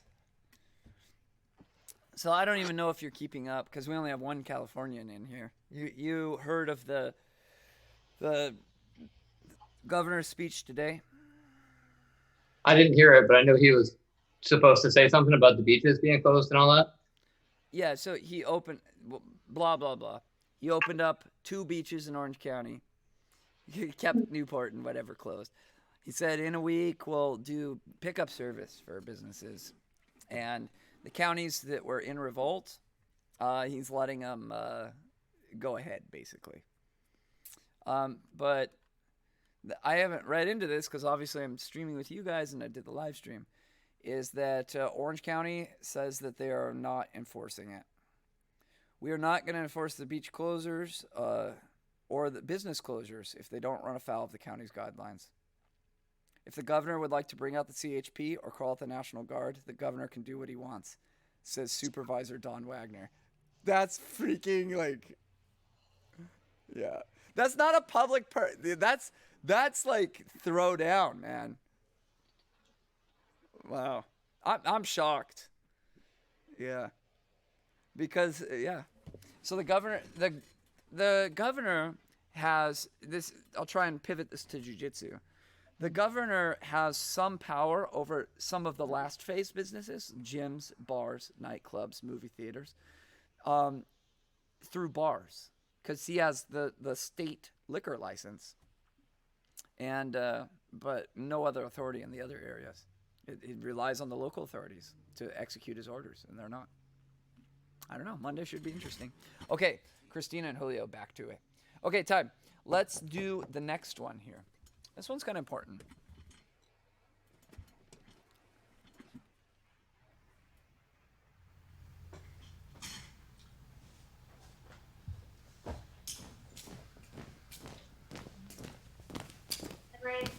Hey, Christina.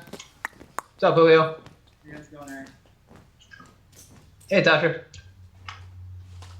Hi, Tasha. Hi, Christina.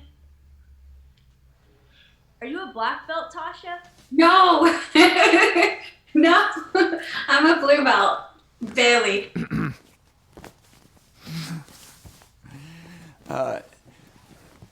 Tasha went home just so she could get her blue belt. Wow, I'm glitchy. Am I glitchy on your end? Yeah, a little bit. Yeah, that's my computer. That's not the stream. Wow. Okay, we're back to normal. Yeah, Tasha left as a white belt and immediately got her blue belt. Just kidding, Tasha. But Tasha had to do a kata for her blue belt. I'm seeing the skippingness, by the way. Wow.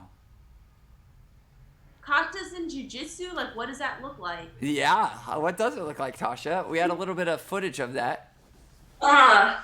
Okay, in my defense, when I did it, I had In a your torn knee. self-defense, would you say?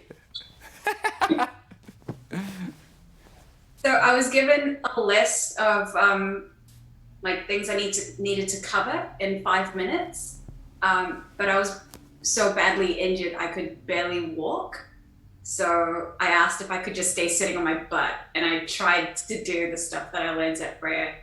So just did stuff that looked like jiu-jitsu for 5 minutes. I got the sense. And then I sent it to Dad, and he probably thought, I didn't teach you any of that. What is that? Nonsense. I got the sense that your academy was a little scared of your knowledge. Where'd you get that from? I don't know, like it undermined their knowledge a little bit. Like with everybody asking you the questions and all that. I'm noticing the glitching. It's not my For everyone to see. Wait, say it again. You can hear me. Nobody knows it's you, Tasha. There could be many Tashas out there. Could be. Yeah, I felt weird when I got back, and I actually left that academy Oh, and went somewhere else. okay. Yeah. So, next, I'm going to have to restart, not now, but before the live analysis. So, this one's kind of tricky to do, but you could do it. And hopefully it's not too glitchy. I'm definitely seeing that glitchy aspect going on right now, and it's not the internet, as I said a million times already. I can keep up with what you're doing.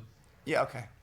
So, this escape is not just for playing sit-up guard, though it's an incredibly important part because he gets around. You can do this same type of idea on their collar right here. It doesn't need to be on their hand, though the hand is really good. You can also push their tricep down. That's really good. It kind of depends what you can get at.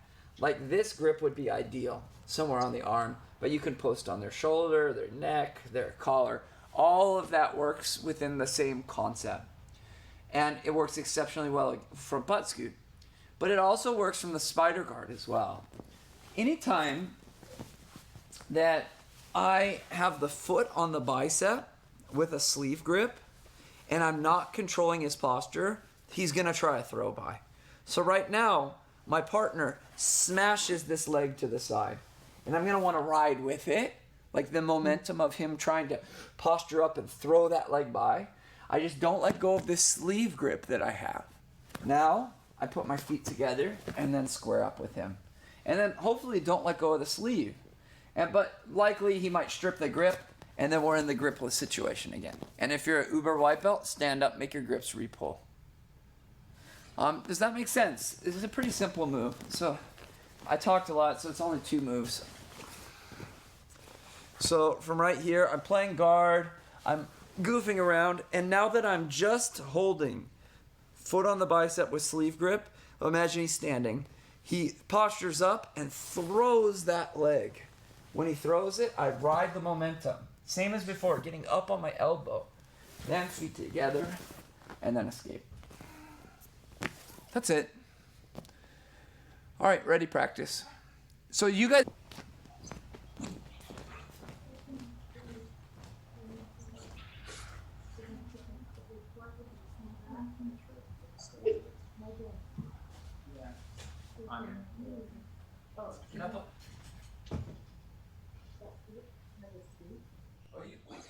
There we go.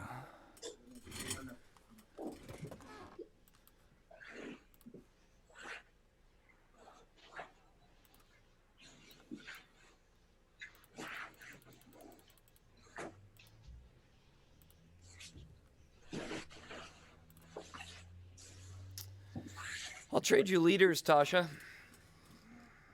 Sorry? I'll trade you political leaders. Nah, we love her. She's amazing. We actually, when we were in Keep going. We're just conversing. I kind of miss Tasha. When we were in level 4, like I know what I know is New Zealand level 4. I don't even know if you have states, which I'm assuming you do. States? Yeah, do you? No. Provinces, regionalities. Yeah, provinces. Yeah. But in level 4, which was the highest level of shutdown we went to, I think there were talks of mobilizing the military in case people didn't comply. So I think that's how they handled it initially. They were just giving out fines and telling people to go home. I think it largely is the same all over the Western world. Yeah. But it just falls on different cultures. And we're so anti-government in the United States. We don't really trust government. I think trust is easier to build in a smaller community, particularly in California, where the state has taken a lot of the traditional community roles away. Yeah, probably so, because New Zealand's smaller than California. Yeah, New Zealand is barely bigger than Orange County as far as population. What, you guys have like 6 million, 9 million, something like that? I didn't even think it was that much. Really? I thought it was 5 million, but I wanted to air high just in case. New Zealand population. I'm going to Google it. Let's see if 5 million is correct. Yep, 5 million, 4.8. Yeah, so you're basically the population of Orange County, a little more. I think our Prime Minister didn't have a lot of support when she was initially voted in, because she announced that she was pregnant not long after, and the party that lost did spread a lot about how she's not going to be able to be a good leader. How terrible. She's going to. I don't know that would fly in the United States. I mean, people would say it, but I think that would actually support the cause. And she was still like doing Facebook Live updates after she'd given birth, like holding a baby. I'm looking at you, Christina. Hang on, Tasha, 1 second. Yeah, we're mixed up on what we're doing. You're doing it fine. Julio, just when you do the throw by to make it flow a lot nicer, let go of her leg after the end. Okay. That'll just make it flow. Everything's right. Okay. Good. But I think what got her a lot of support was how she handled the Christchurch shooting last year. Yeah, we I didn't think hear it about was that. there when it happened. And Mass shooting? yeah, How many dead? a lot. I don't remember. I was in the gym when that happened. Yeah.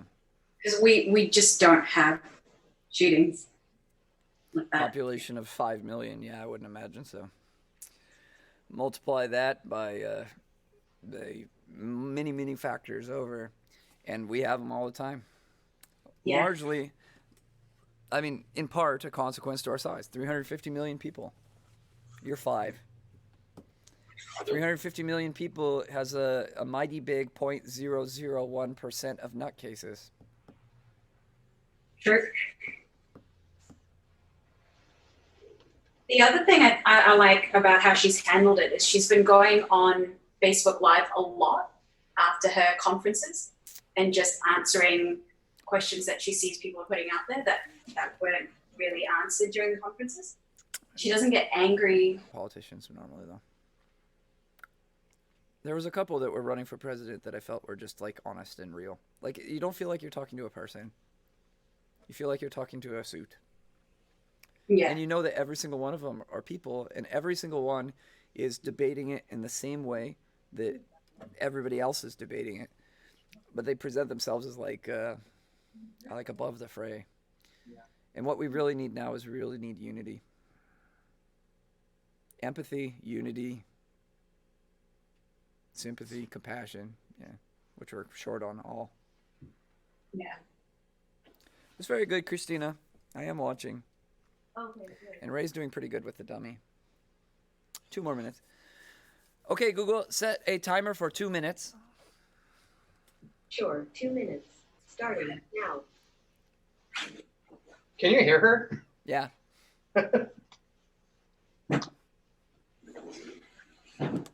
My dummy's broken. That's okay, Tulsa. We're just going to pretend.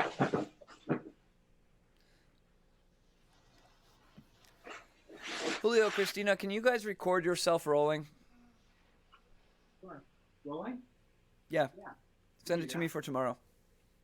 Okay. Do you know how to do that? Do you know how to record on what's on your computer screen right now? Yeah. Okay. Send it. All right, that'll do for now. I'm going to set up the I'll make a new Zoom. I hope she moves here or something. And Yuki as well, but like you can tell that Brenda's like, come, like this is, yeah, I really like her. She's a good fit. All right, I'll see you guys. All right. Thank you. Yep.